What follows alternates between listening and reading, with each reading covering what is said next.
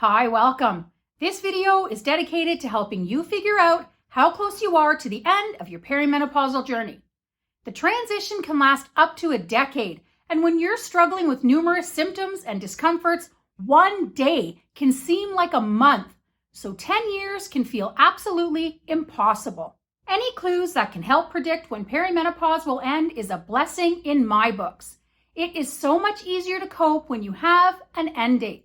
Here are 8 indicators that you may be closer to menopause than you think.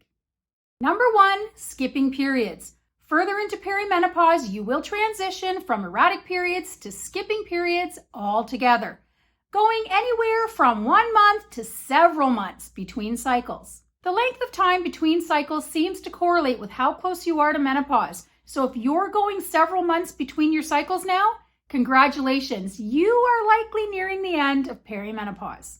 Number 2, changes in flow. Some women go months between cycles and then have nothing more than a light bleed and spotting. Others go months between periods and then go the other way entirely. They experience the period that never ends. It happened to me, and it went on for an entire month before I finally called the doctor. You will be happy to know, though, that my periods disappeared entirely 1 cycle after that. So if you are going months between cycles and then having extremely light or extremely lengthy periods, you're probably nearing menopause. 3, vaginal atrophy may become a problem towards the end of perimenopause. Symptoms of atrophy may appear for the first time or become more bothersome. Feeling like you constantly have a UTI when you don't, frequent urination, new or worsening infections, pain, and noticeable dryness are all possibilities. Not all women struggle with this, but at least half do. And if you're noticing symptoms of atrophy, there's a good chance that you're nearing the end of perimenopause. Number 4, hot flashes and night sweats. The stable low in estrogen in the final stages of perimenopause and into menopause can cause a new appearance or an exacerbation of hot flashes and night sweats.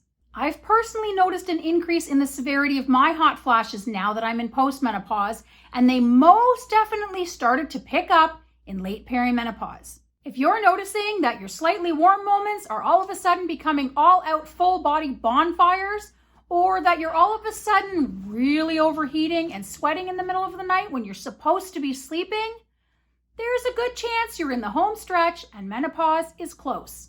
Number 5, aches and pains that are intensifying. This one really sucks. Shifts in estrogen affect the joints, muscles, and tendons, and tendinitis, joint pain, and muscle aches are common. Estrogen is protective, so when it takes a permanent swan dive closer to menopause, those discomforts can become much more noticeable and bothersome.